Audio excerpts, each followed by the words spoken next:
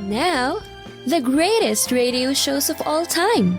Suspense. The Shadow Node. Washington calling David Harding, counter-spy. Classic radio theater. The Great Gildersleeve. Fibber McGee and Molly. Dragnet.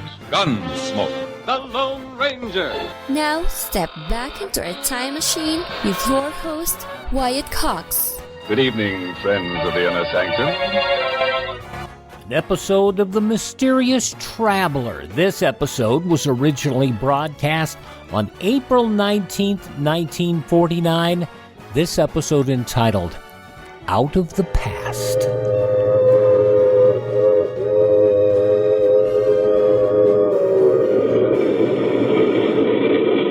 The Mutual Broadcasting System presents The Mysterious Traveler. Written, produced, and directed by Robert A. Arthur and David Cogan, and starring tonight two of radio's foremost personalities, Santos Ortega and Ann Shepard, in Out of the Past.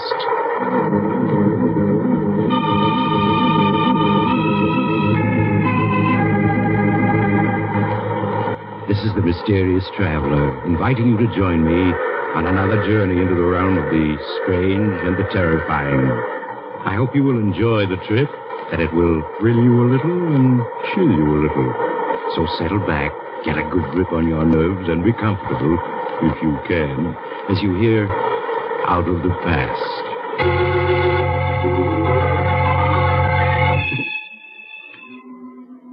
Your name is Joan Morgan. And as you stand looking over Central Park from your penthouse terrace on this beautiful spring day, you can't help but feel you're the luckiest woman living.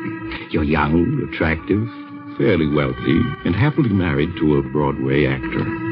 Yes, Joan, there's little more you could ask for. The doorbell rings. You run to the door to greet your husband, Keith, who's home from his matinee performance. Hello, beautiful.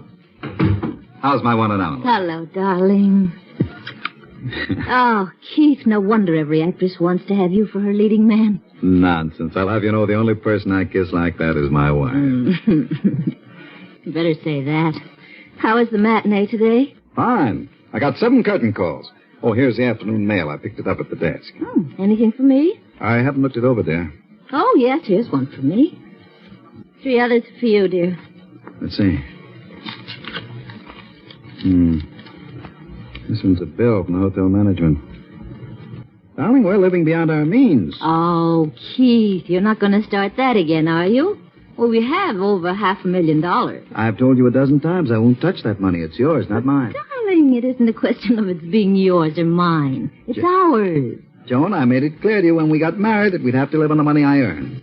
Then what'll I do with my money if you won't allow me to spend it? Well, someday we'll have 6 children. You can save it for them. All right, darling. I wonder who my letter can be from. You rip open the envelope, Joan, as Keith looks at the rest of his mail. For a moment you feel as if your heart has stopped. Then it begins to beat wildly. Over and over you read the 2 sentences. A friend from Europe expects you tomorrow afternoon at 2 o'clock at the Hotel Edgewood. Please bring $25,000 in cash, or else I shall be forced to take action. John Benedict.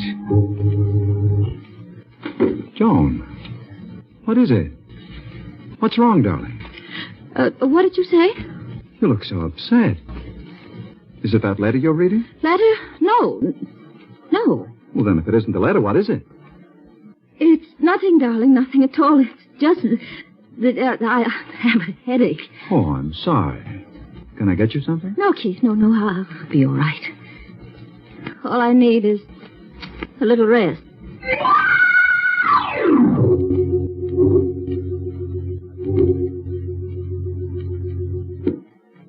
Come in, won't you, Joan? Sorry to keep you waiting. Martin, you must help me. Why, of course, Joan. You know I'd do anything for you. Sit down and tell me about it. Martin, I'm in trouble. I'm in great trouble. Oh, Joan, what is it? What's wrong? I'm being blackmailed. Blackmailed? Yes. By whom? A man named John Benedict. I don't know who he is. But I received a letter from him yesterday afternoon. There's only one thing to do, and that's to go to the police. I'll call the district attorney. No. I can't go to the police. Why not? This man, Benedict, knows something I can't afford to have exposed. What does he know, Joe? Please, don't ask me. I know that you are my father's best friend, but I can't tell you. Believe me, if it ever gets out, it would ruin my marriage. My life. I couldn't stand to lose Keith. I couldn't. I'd rather die. All right, Joe. I think you're making a mistake, but I'll help you. How much money does this man Benedict want? A half hour later, you enter a dingy hotel and go to room 14. As Martin opens the door, he reveals a squalid, dimly lit room. For the first time, Joan, you see John Benedict. He's a tall, heavy man with coarse features and a thick black beard. In the half-light, he appears to be about 50. His clothes are of fine English cut, but time and wear have taken their toll.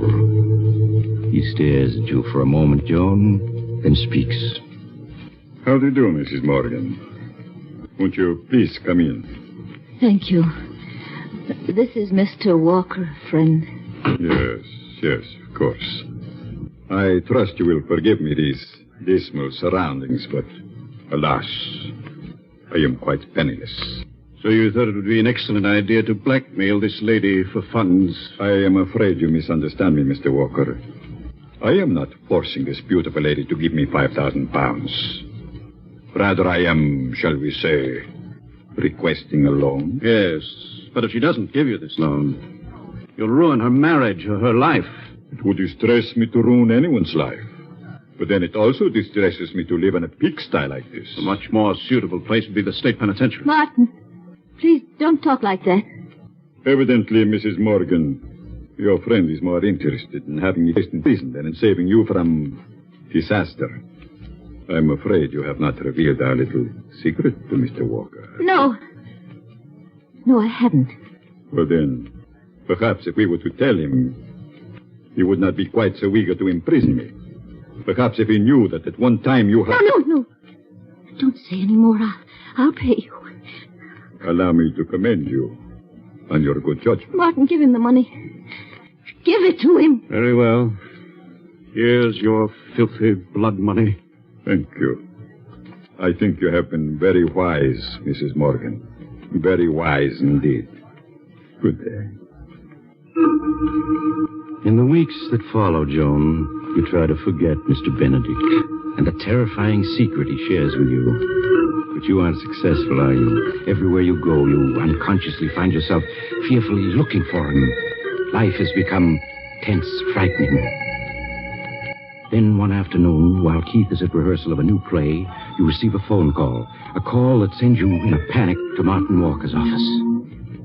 Martin, I've heard from him again. Benedict? Yes, he phoned an hour ago. He wants $50,000. 50,000? Maybe now you'll have sense enough to let me turn this over to the police. No, I can't do that. You mean you're going to buy him off a second time? Yes, I must. But you can't. What's to prevent his extorting money from you a third or a fourth time? He'll squeeze you dry. The money doesn't matter, do you hear? Nothing matters but keeping what Benedict knows from Keith.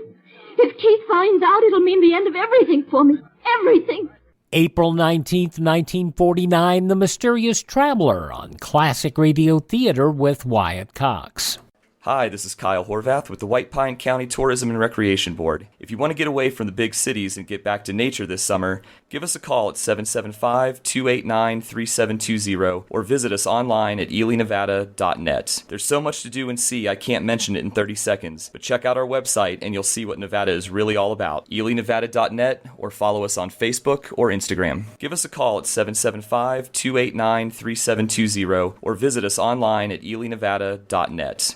Let's see, if something costs less, but people are happier with it, that sounds like something to look into, and that's MediShare. Maybe you've heard switching to MediShare to pay for healthcare can save the typical family $500 a month, and that's huge, but it's also true that people are way more satisfied after making the switch, too. The customer satisfaction rate for MediShare is double that of the typical health insurance plan.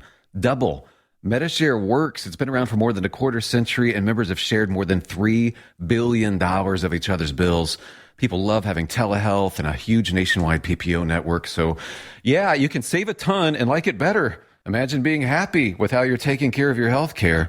So if you're self-employed or part of the gig economy, or you just want a plan you're happy with, you can call right now and get a price within 2 minutes. A very, very smart use of 2 minutes. Here's the number you need. 833-34-BIBLE. That's 833-34-BIBLE. 833-34-BIBLE.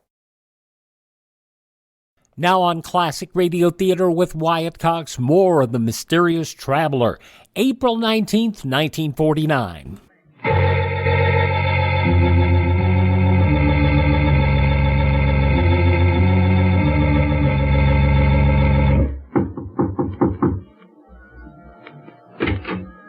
Good afternoon, Mrs. Morgan.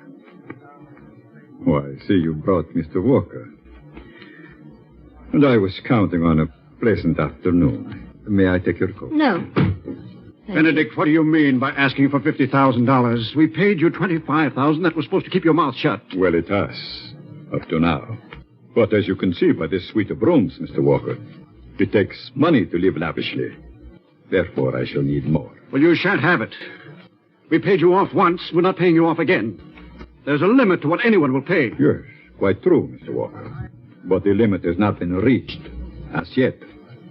You swine. If I had my way, I'd call the police and put you where you belong. Mrs. Morgan, I'm afraid you are allowing your friend to go too far.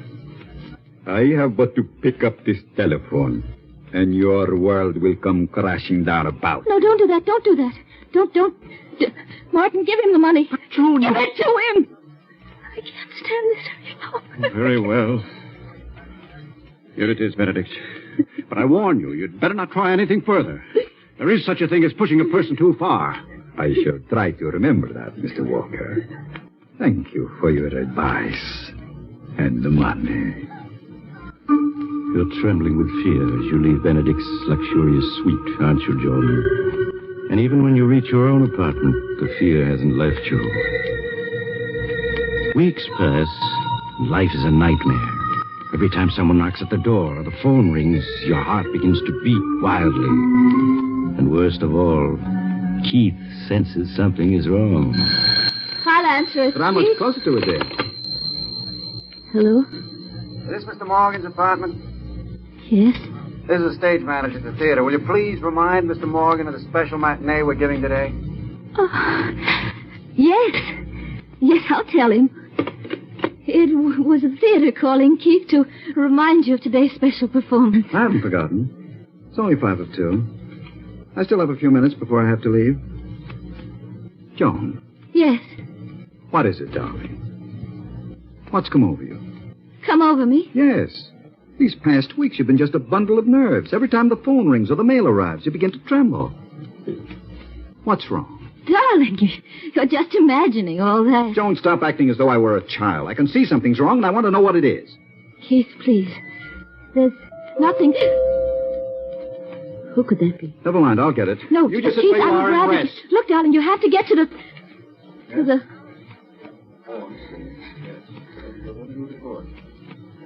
What's taking him so long?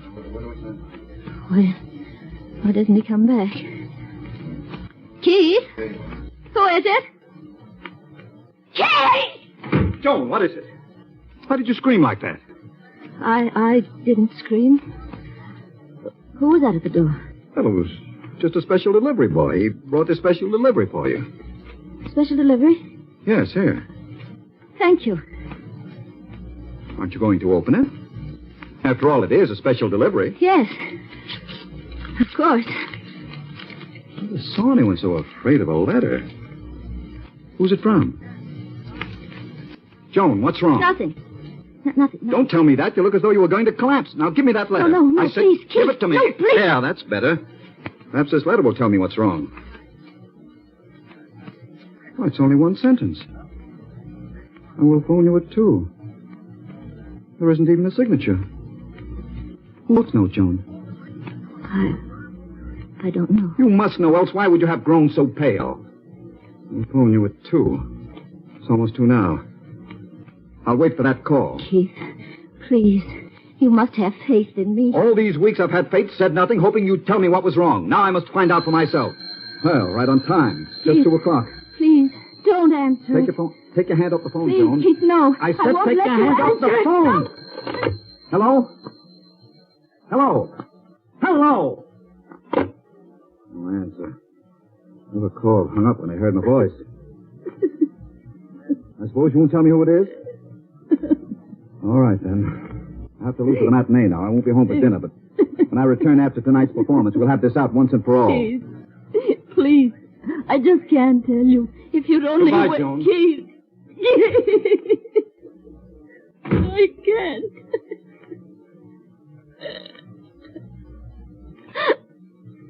Oh, darling. If only I could tell you. If only I could. But I know you wouldn't want me then. How could you? How could you if you knew?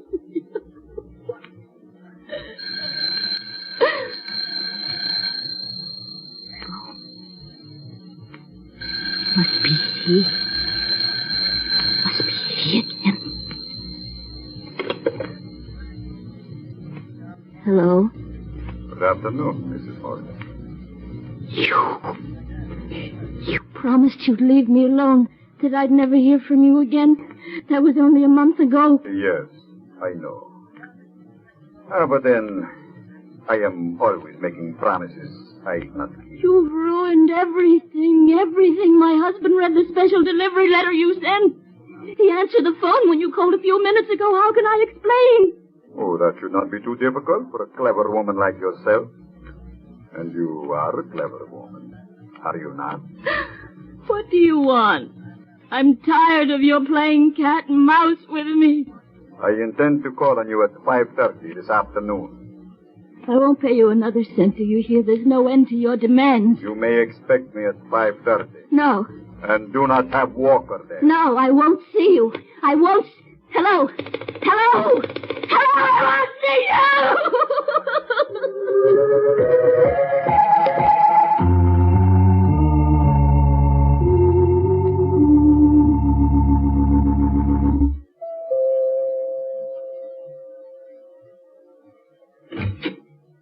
Good afternoon, Mrs. Morgan. As you can see, I am right on time. It's exactly 5:30. This is a lovely penthouse you have. It's good to see you without Walker around. How can you do this to me? I've never harmed you. Why do you insist on ruining my life? Why? My dear lady, the last thing I desire to do is to ruin your life. Unfortunately, the world you and I live in being what it is, I am forced by circumstances to live by my wits. If I give you the money now, how do I know you won't be back in another month? Oh, that is very simple. Because after you pay me off this time, there would not be any point in my bothering you again. What do you mean? I mean, Mrs. Morgan, that this time I want $500,000. $500,000? Yes.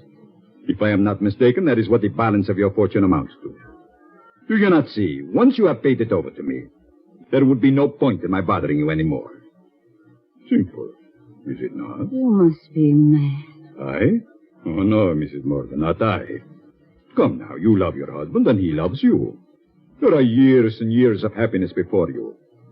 If he does not learn your little secret, you are wise. You will turn the money over to me. I can't. If I were to withdraw $500,000, he'd find out about it. Ah, but there is always the chance that he won't. If you do not do as I ask, I shall be forced to reveal the secret. No. Yes, Mrs. Morgan. Your husband will learn that while you were in England in 1939, you murdered your, sweet... I won't listen. But your husband will. And he will learn that after you committed this murder, you spent the following 8 years in an English insane asylum. No, you can't tell him. You can't. Think of what a sensation the tabloids will make out of it. And think of what people will say. No. Your husband would have to divorce.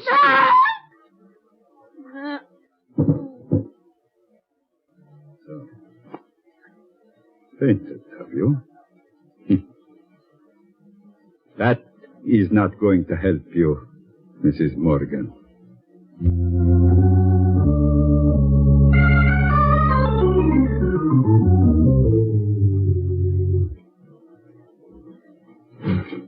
Martin, I just got your message at the theater. Where's Joan? What's wrong? She's in her bedroom with Dr. Richards. It seems that she... Here's Dr. Richards now. Doctor, what's wrong? Keith, you must prepare yourself for a shock. What's happened? A half hour ago, one of your neighbors on the floor heard Joan weeping and screaming hysterically. The manager knew I was your doctor and sent for me. But why was she weeping and screaming? She's had a breakdown. Breakdown? Yes. Well, I want to see her. I must. Very well, Keith, but only for a moment. Mr. Walker, I'm afraid you'll have to wait here. I understand, Doctor. Keith, you must keep a grip on yourself. All right. Joan. Darling. It's Keith. You stay away from me. Stay away, both of you. Don't come near me. Doctor, she doesn't even recognize me. Yes, Keith, I know. I know who you are. You can't fool me. One of you is Mr. Benedict. Maybe both of you are Mr. Benedict. Yes. I know what you're here for, but I won't let you. I won't let you. She's completely out of her mind. I know you're both Mr. Benedict. You can't fool me. Who is this Benedict she keeps talking about? I don't know, Keith. She feels she's being persecuted by this Benedict fellow. He may be real, and again, he may be a figment of her imagination. She's deathly afraid of us. Yes, she sees everyone as this fellow Benedict. I tried to give her a sedative, but she grows violent when I approach. And the conclusion of The Mysterious Traveler, along with another part of the yours truly Johnny Dollar story, The Shepherd Matter, comes up following these important words on your favorite station. Thanks for tuning in to Classic Radio Theater with Wyatt Cox. No offense, but are you a little fat when you look in the mirror? How would you like to learn the secrets to lose 3 to 5 pounds a week easily without joining the gym or going through any crazy diets? It's called Body Sculpt by Med Diet. For the last 2 decades, we've been helping people just like you that have pounds they want to shed. We've helped millions of people lose thousands and thousands of pounds over the years. And now it's your turn. Learn the secrets of how to lose weight with one simple phone call. You'll see an amazing difference in a matter of days. Don't believe us? We'll offer you a money-back guarantee. If you're ready to start losing weight right now, call right now to learn more about your risk-free order to Body Sculpt. Call for your risk-free offer. 800-738-5332. 800-738-5332. 800-738-5332. That's 800-738-5332. Are you in bad pain? You know what I mean. Your knees hurt. Your shoulder hurts. Your elbow and back are constantly killing you. And I'm sure you've tried every pain pill or cream available at the drugstore. Am I right? Well, here's something you haven't tried. Pain Magic. Pain Magic is not available at any drugstore. The only place you can get it is by calling the special toll-free number I'm about to give you. And to make things even better, call right now and find out about our buy one, get one free offer. We're so confident it'll work for you that we offer a free bottle with your purchase. No prescription required. Call now to learn how you can get Pain Magic and get rid of your pain. Remember, your results may vary. 800-492-8164. 800-492-8164. 800-492-8164. That's 800-492-8164.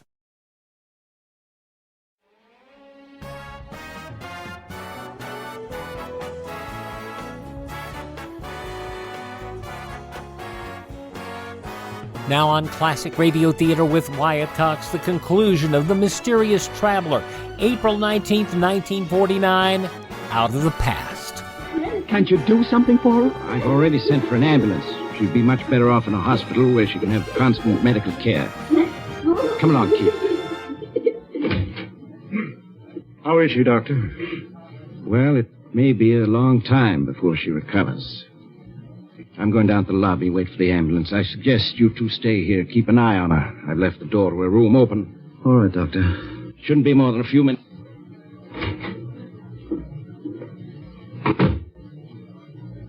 How do you feel, Keith? tired, if you want to know. Well, it's only natural. These past 2 months have been quite strenuous for you. But with $500,000 and a wife who'll probably never be in any condition to ask you about it, you've done quite well. Quite well? That's an understatement. Name one actor, living or dead, who could have given as great a performance of Mr. Benedict as I did. You were superb as Benedict, I admit. Superb? Why, I was magnificent. The costume, the makeup, my accent, simply perfect. I tell you, it was the greatest performance ever given. What a pity you weren't here at 5:30 this afternoon. I'm sure I missed the performance of the age. I outdid myself. You should have heard me. Yes, Mrs. Morgan.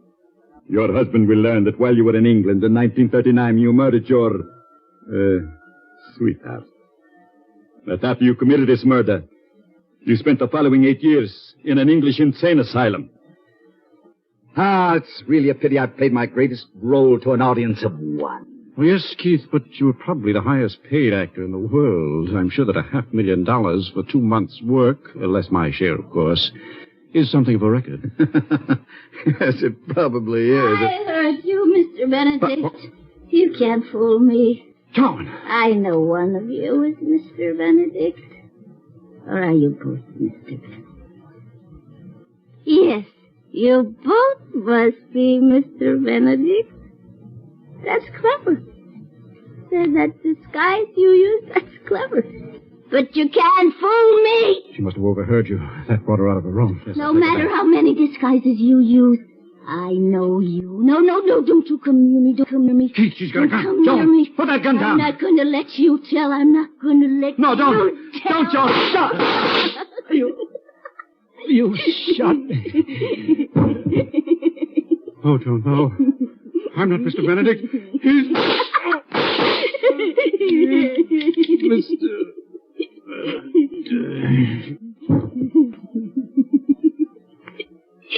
You'll never tell Keith now. Never, never, never.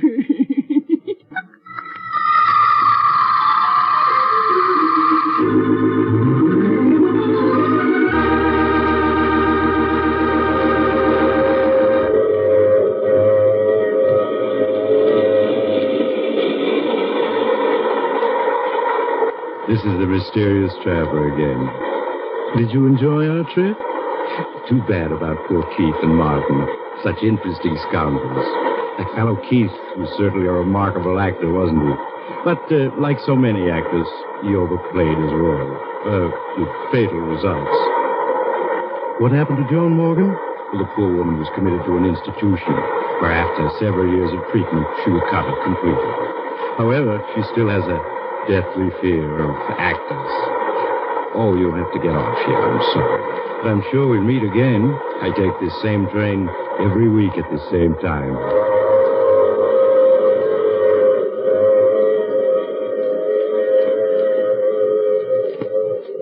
You've just heard The Mysterious Traveler, a series of dramas of the strange and terrifying. The role of the mysterious traveler is played by Maurice Tarplin. Others in the cast were Santos Ortega, Ann Shepard, and Roger DeCoven. This is the Mutual Broadcasting System.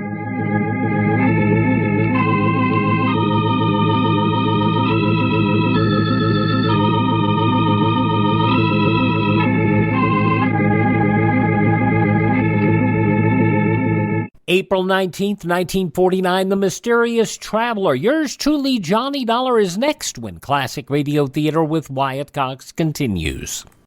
Are you suffering with arthritis or osteoporosis? Do you have diabetes?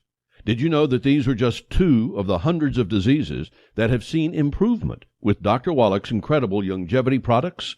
You can't get them at a health food store. The only way to get them is to call us at 800-214-0065. That's 800-214-0065. Do you have heart disease, fibromyalgia, or high blood pressure? Do you have a terrible time losing weight? Dr. Wallach can help. He was a veterinarian and cured diseases in animals. He felt that he could do the same for humans, so he became a physician. Over 50 years of research and helping people like you goes into every bottle of Dr. Wallach's amazing discoveries. Do you want to feel better? Learn how to treat the cause of your problem rather than covering up the symptoms with drugs. Call 800-214-0065. That's 800-214-0065. Now on Classic Radio Theater with Wyatt Cox, Part 4 of the 5-part Yours Truly Johnny Dollar story, The Shepherd Matter. This episode originally broadcast April 19th, 1956. From Hollywood, it's time now for... Johnny Dollar. Bill Crosby, Dollar. Were you in bed? Nope. Good. Put on your coat and come on downtown. Can't it wait till morning? Nope. Want me to send somebody out to pick you up? Are you talking about an arrest? I might be, Dollar. Whatever I have to do to keep you around. I'll make it under my own steam, pal. 15 minutes. Room 203, City Hall, okay? I may take 16 minutes if I feel like it. And maybe you'll need longer. I want a real good story about Paul Forbes. A better one than you've told so far.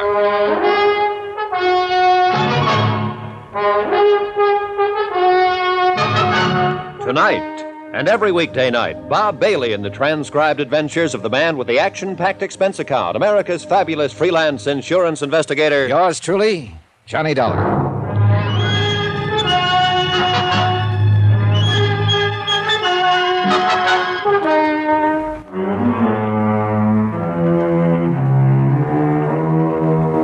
Expense account submitted by Special Investigator Johnny Dollar to Richard Porter, 480 Webster Boulevard, Providence, Rhode Island. The following is an accounting of expenditures during my investigation of the Shepherd matter. Swindle sheet item 7, 10 cents, one newspaper. It carried the story of Dr. Shepherd's murder and told how his life had been threatened by Paul Forbes earlier in the week. Obviously, Dr. Charles Shepherd had been lured to his death by Forbes, who had telephoned him, pretended to need a physician, waited until the victim appeared, and then shot him down. The police had an APB out for Paul Forbes. All parties concerned were notified. The deceased was survived by his mother, Mrs. Clara Shepherd of Pawtucket. Amen.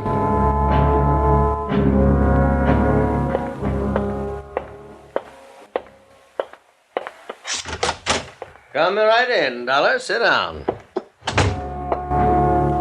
There were about 6 people in Crosby's office, among them Richard Porter, who had hired me to investigate Shepherd because of a suspicious insurance application, a uniformed officer from the Harbor Patrol who had discovered Shepherd's body, and 2 other men from Crosby's staff. I told them how I had been hired, that I didn't believe all of Shepherd's story about the threat on his life. I told them about Forbes slugging me for no apparent reason. I also mentioned the insurance matter had never been satisfactorily explained. Well, it's never going to be explained as far as I can see, Dollar. Oh, I'll find an explanation, Phil. You solve your murder, and I'll do what I have to do. We've got it solved. All we have to do is pick up Forbes. You know that. I don't know anything. You get huffy with me on the phone, and you start talking about arrest, and I don't know anything. You said that when you went to see Shepherd yesterday morning, he waved a gun at you, a .32. That's right. It wasn't on his body. He knew Forbes hadn't been picked up. His life was in as much danger as ever. Why didn't he carry the gun? You know, that's a pretty good question, Phil. Yeah. What else? He allegedly went out on an emergency call tonight. No little black bag in his car. No little black bag by his body. What doctor goes out on any call without his bag? Oh, I wouldn't let that worry me so much. I'd find out if it was an emergency, or he knew who was going to meet him when he went out. I thought you might have some ideas. Have you talked to Mrs. Forbes? Of course I've talked to her. She hasn't any idea where her husband might be hiding. She's sure he killed Dr. Shepherd. That servant in the house is sure. He told me about Shepherd being threatened by Forbes. Shepherd told you about being threatened. Forbes slugged you, slugged Mrs. Forbes. Been running around town like a madman all day. But everything you say and every way you say it comes out Shepherd was lying. I did it on purpose. I wanted to worry you to death. Well, every officer in this town has Forbes' description and the license of his car. We ought to get him before the night's out. He's the boy. Good luck, Phil. He was a good policeman with a lot of doubts, and he was mad about them. And that's what it generally takes to get matters straightened out. I found Corrine Streeter at the morgue, standing beside the marble slab on which her late employer had been laid. She looked pale and wan in her stiff white uniform and blue nurse's cape. Her eyes were red with tears, but no sound escaped her. Then she looked up at me once, sighed, and started out of the place. Wait. What now? Well, I'd like to help you. Can you help him? No. No, you can't. No one can. I tried. Who did it? Well, the police say Paul Forbes shot him. It looks that way from all they can gather. Over Mrs. Forbes? Yes. Oh. They're looking for him, I suppose? Yes. Well, you're something of a policeman, Mr. Dollar. Why aren't you out helping them or something? Please, Miss Streeter, I know we've had words. I'll answer that question you asked me earlier today. What? You asked me if I loved Dr. Shepard. Yes, Mr. Dollar, I loved him. I loved him more than my whole life. When she said that, and for some reason I don't know, I had a feeling that I was hearing the first bit of unembroidered truth I'd heard in 2 days. It didn't make me feel any better, but it did clear up something that had been in the back of my mind, working its way to the front. Expense account item 8, $6.70. A steak, 3 martinis, and an order of sliced tomatoes. I finished eating at 2:30 in the morning. I really didn't want it, but I did want to sit down and do some thinking. After that, I climbed into my rented car and drove out to Dr. Shepard's office building. Expense account item 9, $5 even. Bribe for watchman. I shouldn't be doing this, you know. Might lose my job over it. But since you're from the insurance company, I guess you're all right. I sure appreciate it. Too bad about Dr. Shepard. Nice fella. Yeah, very nice. What is it you think you'll find? Police been here till almost an hour ago, poking around. Do you know if they found anything? Oh, sure. Doctor's emergency kit. Heard him say he didn't take it with him when he went out in that last emergency. Uh-huh. Well, I won't be long. Oh, I'm going to come right in and watch you. Shepard had been a thorough man, and from all evidence, he and Miss Streeter kept and operated an efficient file system in the office. However, he had kept no medical history of his prime patient, Pauline Forbes. As a matter of fact, in checking over both the patient's files and the card files, there was no evidence to indicate that Mrs. Forbes had ever been a patient of Shepard's, which seemed strange in view of the fact that he told me he treated her for 14 months or better and ended the treatment by advising her to divorce her husband. What's more, he had never mentioned that Paul Forbes had been one of his patients. But an entry dated some 2 years before disclosed the fact that Dr. Shepard had examined, treated, and discharged Paul Forbes as a patient. These 2 developments supplied me with all of the curiosity I'd need for a while. Nurse Corinne Streeter's home address was duly noted on Dr. Shepard's phone book. Oakdale House, surprisingly enough, on Oakdale Street. Special rates for nurses. Room 205.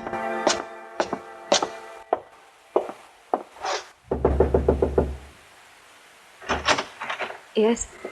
Oh, Mr. Dollar. How do you feel? Not too good, Mr. Dollar. I only got home about 15 minutes ago. They kept me down there pretty long. Then Dr. Shepard's mother came. Do you want to come in? Yeah, thanks. It isn't much of a place, is it? I mean, I haven't straight... Well, things like tonight aren't easy, I know, but... Look, Miss Streeter, I wish you'd help me and tell me who Dr. Shepard was intending to marry. Mary? Oh, I had no idea. I was in the office a half an hour ago. He'd already made arrangements for a honeymoon, reservations on the Ile-de-France for next June. Any ideas? Please go. I can't. Look, I'm not here to hurt you. I'm here to help. I mean, was it Mrs. Forbes? What? Look, Miss Streeter, things are all wrong about your doctor's death, about what happened before it. It'll all come out sooner or later. Oh, I suppose it will. It's awful to say this, Mr. Dollar, but Mrs. Forbes was the only person doctors saw socially this last year. And she, of course, is married. How'd they meet? When her husband was Dr. Shepard's patient? Yes, that's right. They became quite friendly. Mrs. Forbes was never a patient, but Mr. Forbes was. Now, what can you tell me about Mr. Forbes? Well, he came to see Dr. Shepard a year or two ago, then stopped coming in. I believe he requested a copy of his medical history to be sent to another doctor in Baltimore, I think it was. Uh-huh. But Dr. Shepard kept right on seeing Mrs. Forbes. Yes. Huh? All right. Do you have any idea why I was called in by the insurance broker? At first I didn't. But I don't understand what you're trying to do. The police want Mr. Forbes. What does it all mean? It'll sicken you, Miss Streeter. Well, tell me if you know. Tell me, please. It means the wrong man was killed tonight. I was pretty sure of what I meant when I said that. And I was also pretty sure that Phil Crosby in the police department had recognized the setup. It so happened I had a head start in the way of information. And though it was 6 o'clock in the morning by that time, I decided to use it. Mr. Dollar? Hello, Mrs. Forbes. I'd like to come in. What is it? I should have tumbled to it right away, but your husband fit the part too well. Look here. I've been through quite enough today with the police and all out looking for Paul and Dr. Shepard being killed. Stop looking pained and tired. I'm the guy that's tired. I'm the one who was going to be the star witness when the state tried Shepard for killing your husband. What? Why not get a star witness for free? Why not make a suspicious insurance move so an investigator would be called in? An investigator who'd back up a self-defense plea for your doctor and get him off on justifiable homicide. Get out of here! Get out of here! I'll call the police! And you and the doctor sail to France in June and live happily ever after? What's the matter? Wouldn't your husband give you a divorce? Go ahead. If you say it's that way, Mr. Dollar, and you know everything, then it must have been that way. Only it got fouled up. Your husband did shoot your boyfriend after all, just as he threatened to. Get out of here! You can't prove any of it, not one word of it. Oh, you're right about that, Mrs. Forbes. I can't prove anything, not a thing. Shepard's dead, and they want your husband for it. He threatened Shepard, and they'll get him for it, and that's that. But you have something to live with for the rest of your life. Your doctor's gone. He'll never come back. Or maybe you can just have a cup of coffee and forget all about it. Get out! Get out! Leave me alone! Leave me alone!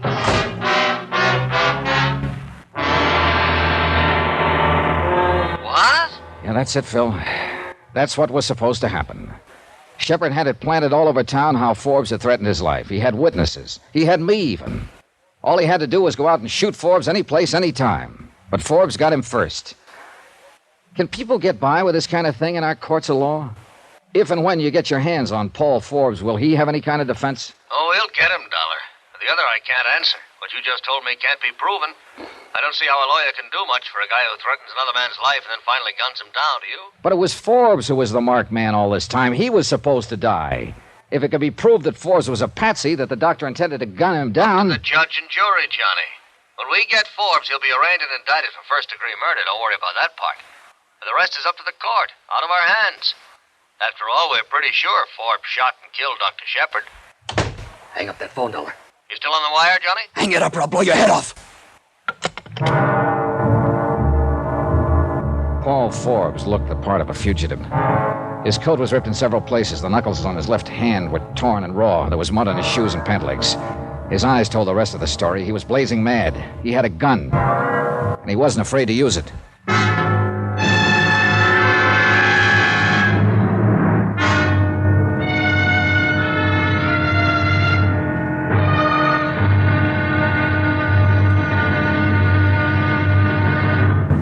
Now, here's our star to tell you about tomorrow's intriguing episode of this week's story. Tomorrow I find out how hard it is to kill a lie.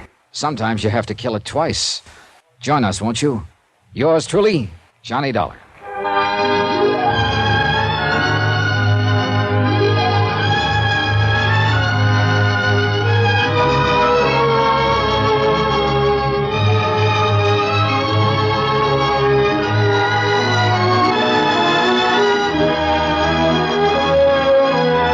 Yours truly, Johnny Dollar, starring Bob Bailey, is transcribed in Hollywood.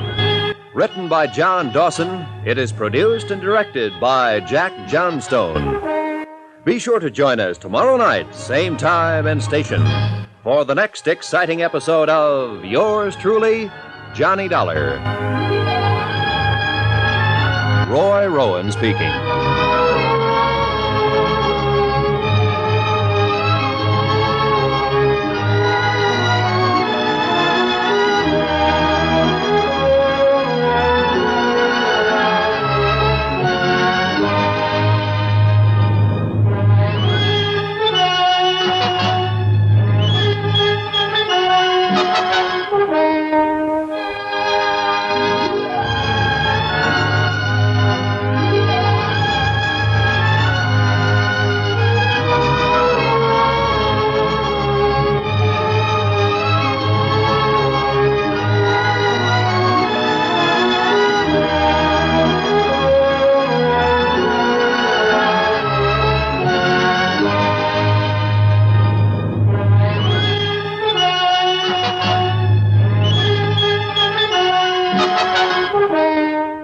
From April 19th, 1956, yours truly, Johnny Dollar, on Classic Radio Theater with Wyatt Cox, and many of these shows made possible by our friend Ted at RadioMemories.com, who provides shows on cassette, CD, or flash drive. RadioMemories.com. A reminder to thank this radio station and support their advertisers. It is their kindness and courtesy that we're allowed to be here each and every time we roll around here on your favorite station. If you miss a day, you don't have to miss a single show. You can find our shows always at iHeartRadio, Spotify, Spreaker, TuneIn, Apple Podcasts, Google Podcast, Amazon, or Facebook. Just search for Classic Radio Theater with Wyatt Cox. That's Classic Radio Theater with Wyatt Cox. Or make it the easy thing. Just go to my webpage, classicradio.stream. There you can also stream our shows on demand. You can learn more about classic radio collecting, and you can also contact me there. Find all of our social media links as well. classicradio.stream. Thanks for tuning in. Tell all your friends the great radio shows are right here at this spot on the radio dial. Classic Radio Theater with Wyatt Cox on your favorite radio station.